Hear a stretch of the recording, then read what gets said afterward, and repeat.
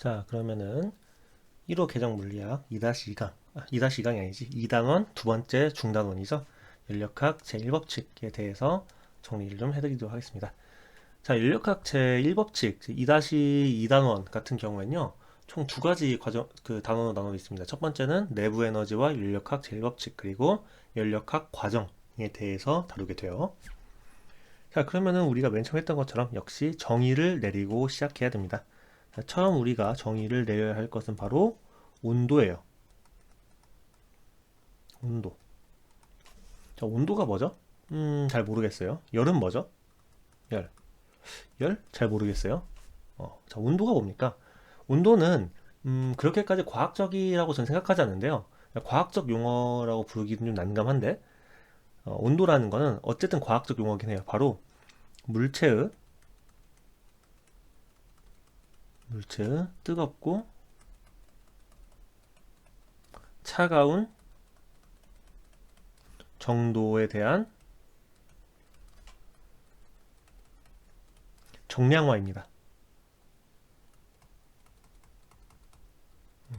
우리가 한겨울에 털복숭이 슬리퍼 안 신고 베란다로 나가면 어떻게 돼? 발이 무지 시렵죠? 어, 차갑죠? 그리고 뜨거운 아이스 아메리카노? 뜨거운 아메리카노 혀에 대면 데워버리지? 뜨겁고 차가운 정도를 우리는 느낄 수 있어요. 하지만 그거를 정량화하기 좀 어렵죠? 그걸 정량화하는 게 바로 온도라는 개념입니다. 그럼 열은 뭔가요? 열은요, 열은 제가 전단어에서 말씀드린 것처럼 열은 우리가 열 에너지를 줄여서 쓰는 말이에요. 얘는 에너지의 한 형태입니다. 한 형태이고 얘는 어떤 특징을 가지고 있냐면은 온도가 다르면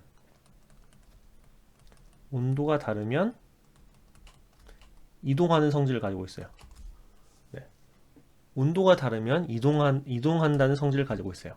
자, 그러면은 이의 성질로부터 우리가 알 수 있는 게 뭐야? 온도가 열 에너지가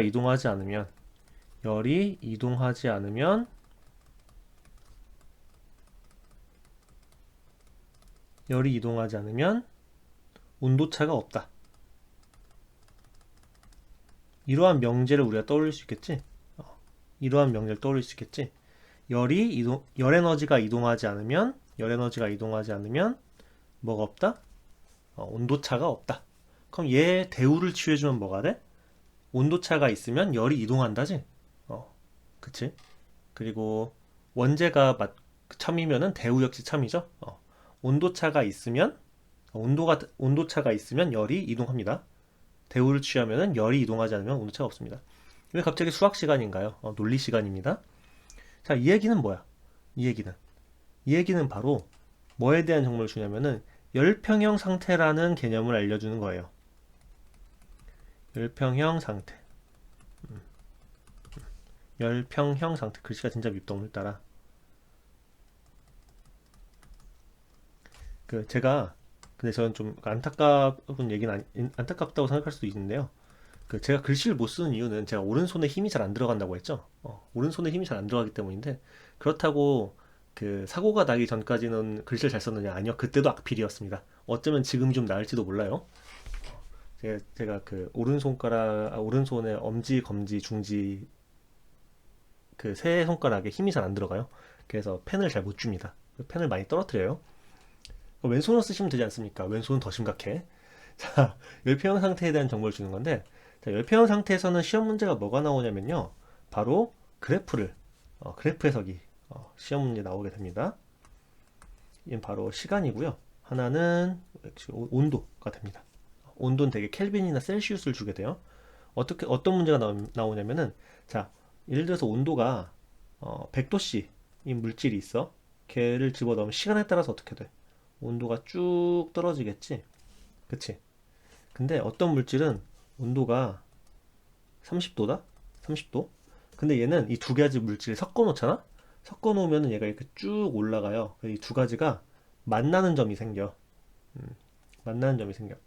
그러면은 이 시간 t0에서 우리가 뭐가 됐다고 파악하면 돼? 바로 열평형 상태가 됐다라고 얘기를 해주면 되는 거야. 뭐라고?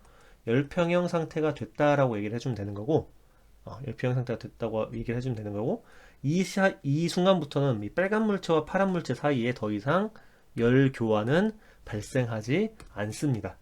네, 이게 시험 문제에 나오게 돼요. 아시겠죠? 아시겠죠? 자, 온도라는 건 차갑고 뜨거운 정도예요. 그 열이라는 건 열 에너지인데 얘는 온도가 다르면 이동해요. 그러니까 차가운 물체와 따뜻한 물체가 만나면 열 에너지가 이동을 해요. 언제까지? 두 개의 온도가 같아질 때까지. 자, 됐죠? 그럼 온도와 열에 대한 개념은 정확히 잡고 넘어가는 것 같습니다. 그리고 시험 문제에 대한 얘기도 한 문제 말씀을 드렸어요. 자, 그러면은 그 다음에 다룰 내용은 바로 내부 에너지라는 개념입니다. 바로 내부 에너지라는 개념이에요. 내부 에너지. 자, 내부 에너지라는 게 뭡니까? 내부 에너지가 뭐냐면은, 음, 내부 에너지라는 건, 기체의, 고체, 액체, 기체 중에 기체만 얘기할게요. 기체의 운동 에너지와 포텐셜 에너지의 합을 기체의 내부 에너지라고 부릅니다. 뭐라고? 내부 에너지는 기체의 포텐셜 에너지와 운동 에너지의 합이라고 불러요. 근데 이 개념이 왜 나옵니까? 왜 나옵니까? 라고 물어보시면은 곧 알게 돼. 큰 그림이야. 자, 이 내부 에너지라는 건 잠깐 이렇게 머릿속에 넣어놓고 넘어가도록 할게요. 그 다음에 이상기체라는 개념이 있다. 이상기체. 이상기체는 영어로 뭐라고 부르냐면은 ideal gas라고 불러. 영어는 좀 낫지? ideal gas. ideal gas가 왜 그 이상적인 그 플라톤의 이데아랑 어원을 같이 하지? 얘는 이상적인 가스야. 왜 그러냐면은 얘가 왜 이상적이냐면은 바로 포텐셜 에너지가 없거든. 얘는 이상기체를 이루는 이상기체를 이루는 이상기체를 이루는 기체 분자나 원자는 같은 기체 원자나 분자 사이에 상호작용이 없어요. 중력 상호작용도 없고 전자기적 상호작용도 없어요. 그래서 얘네들은 오로지 오로지 그 운동 에너지만 가지고 있어. 이상기체는 오로지 운동 에너지만 가지고 있어요. 운동 에너지만 가지고 있어요. 이런 얘기는 왜 하시는 겁니까? 잠깐만 기다려 보세요. 곧 그 얘기 나와. 자, 됐죠? 자, 그 다음에 기체에 해준 일이라는 개념이 있거든. 우리 일을 어떻게 정의했어? 우리가 일을 어떻게 정의했지? 일은 우리가 힘을 가해서 이동거리가 생기면 되겠지? 그치? 그럼 내가 풍선을 후 하고 불어주면 부피가 커지잖아. 부피가 커지면 전방향으로 이동거리가 생기는 거지? 그거 내가 입으로 호 불어줬으니까 힘도 있는 거지? 그래서 기체에 해준 일은 어떻게 정의되냐면 바로 압력 곱하기 부피 변화라고 씁니다. 뭐라고? 압력 곱하기 부피 변화. 왜 그러냐면은 우리가 부피라는 거는 면적 곱하기 높이잖아. 그치? 그리고 압력이라는 건 단위 면적당 가해진 힘이지. 두 개 곱하면은 힘 곱하기 이동거리 되지. 이렇게 해서 유도가 돼요. 이건 제가 잠깐 보여드린 거고. 그래서 그러니까 기체에 해준 일은 바로 압력 곱하기 부피가 돼. 이렇게 되는 거야. 자, 그럼 이런 얘기를 왜 하시는 겁니까, 강사님이라고 물어보면은, 자, 이제 별표. 자, 이제부터 연력학 1법칙을 말씀드릴게요. 연력학 제1법칙.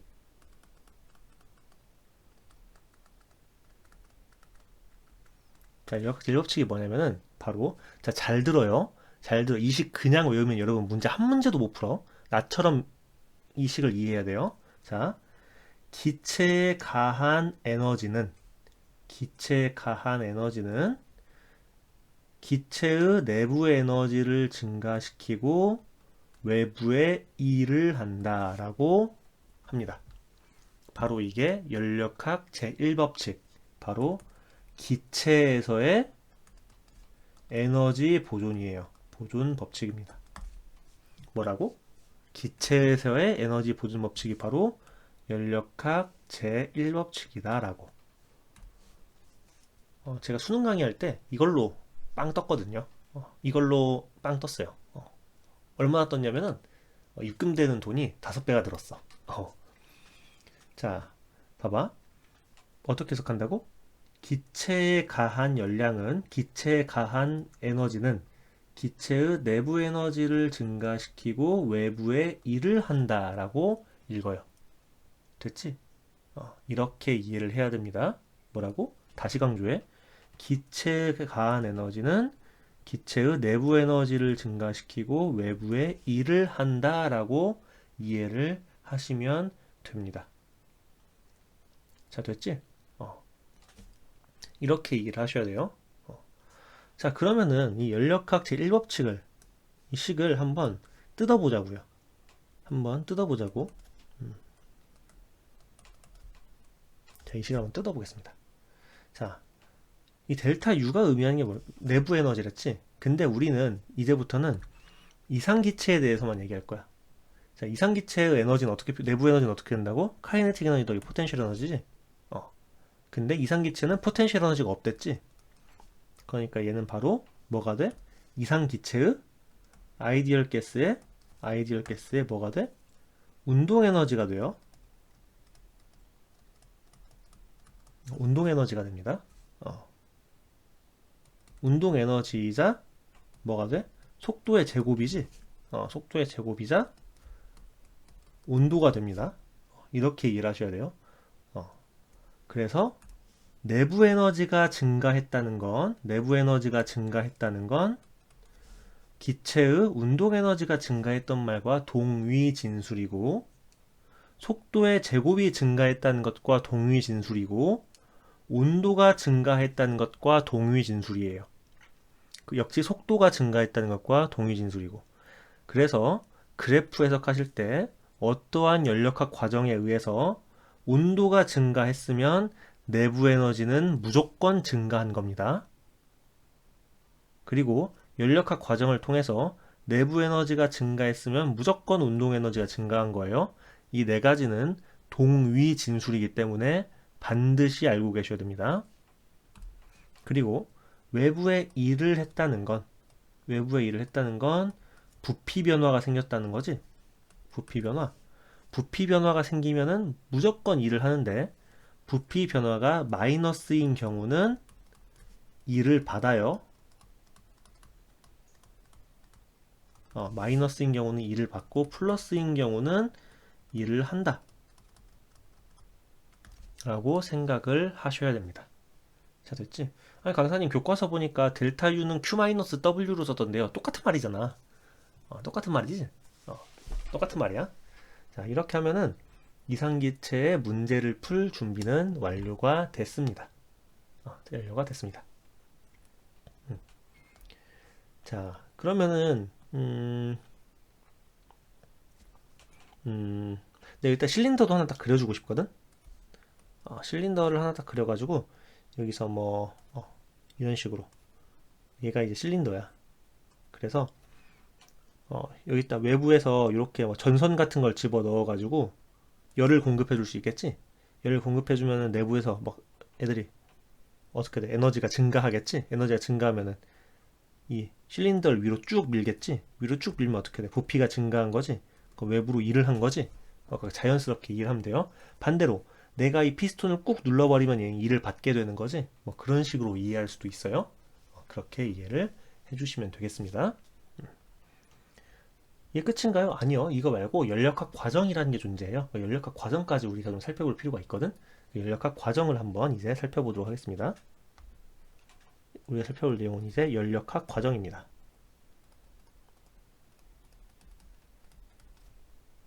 이게 유튜브에 올라갈지 안 올라갈지 모르겠어. 근데 올라갈 수 있으면 좋을 것 같은데. 자, 연력학 과정인데요. 연력학 과정에는 총 4가지를 알고 계시면 돼요.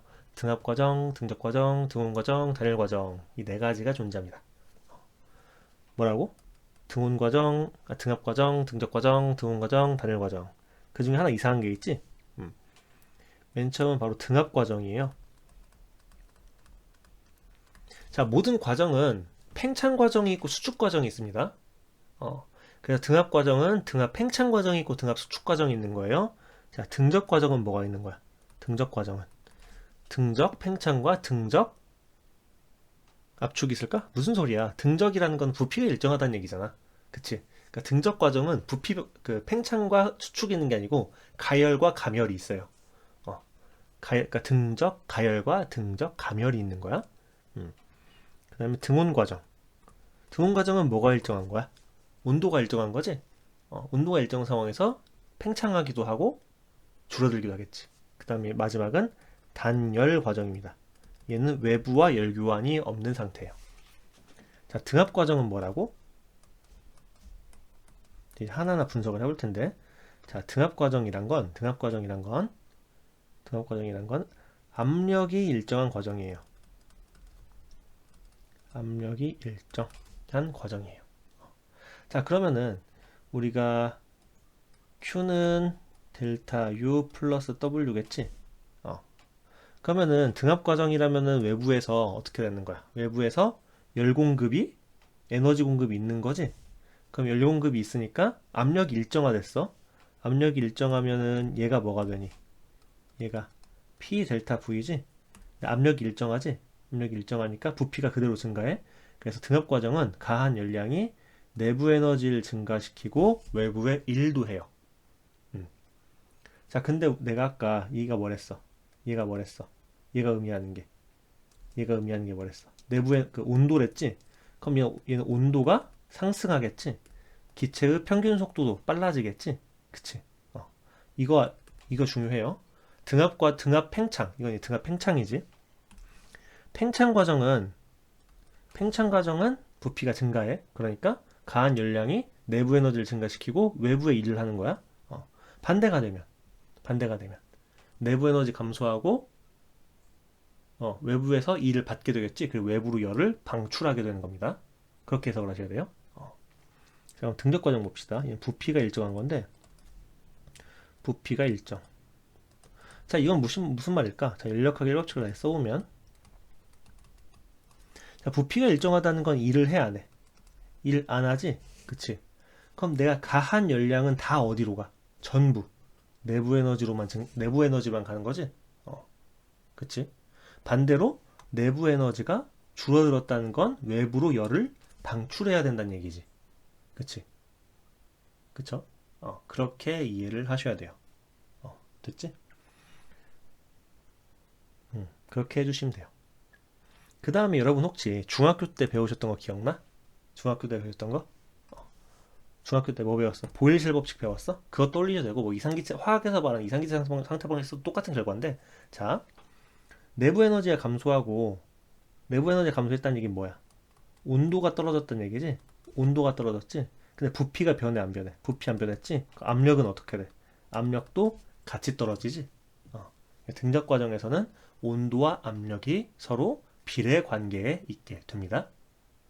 됐지? 뭐라고? 등적 과정에서는 온도와 압력이 서로 비례 관계에 있다라고 말할 수 있어요. 여기까지 알아야 돼. 자, 그럼 등온 과정으로 봅시다. 등온 과정은 뭐가 일정한 거야? 바로 온도가 일정한 거지. 온도가 일정. 그럼 다 열역학 1법칙 써보는 거야. 이렇게. 자, 온도가 일정하다는 얘기는 뭐랑 똑같은 진술이랬어? 내부 에너지가 일정하다는 것과 똑같은 진술이랬지? 온도는 내부 에너지니까. 그치? 그럼 내가 가한 열량은 다 어디로 가? 가한 열량은 100% 외부로 빠져나가지? 100% 외부로 일을 하지? 반대로 내가 외부에서 일을 받으면 받은 일이 전부 어디로 가? 외부로 열을 방출해버리지? 그런 관계예요. 자, 다시. 등온 과정에서 가한 열량은 전부 어디로 간다? 외부의 일로 간다. 그렇게 이해를 해주시면 됩니다. 근데 일로 간다는 건 무슨 얘기야? 일로 간다는 건 부피가 증가한다는 얘기지? 그 압력은 어떻게 돼야 돼? 압력은 부피가 증가. 여기 같은 경우에는, 등온 같은 경우에는 부피가 증가했으니까 압력은 떨어져야지. 그치? 그래서 얘 같은 경우에 등온 과정 같은 경우에는 부피와 압력이 서로 반비례하는 관계에 있어요. 뭐라고? 등온 과정에서 부피와 압력은 서로 반비례한다. 그러니까 오히려 등온 과정에서는 일을 받아야만 압력이 올라가는 케이스입니다. 자, 됐지? 자, 마지막으로 단열 과정은 뭐냐면은, 단열 과정은 외부와 열 교환이 없어요. 외부 열이 없어요. 그 얘기는 즉 연력학 1법칙에서 뭐가 없는 거야? 얘가 없는 거야. 얘가 없는 거. 얘가 변하지 않는 거. 자, 그러면은 단열 과정에서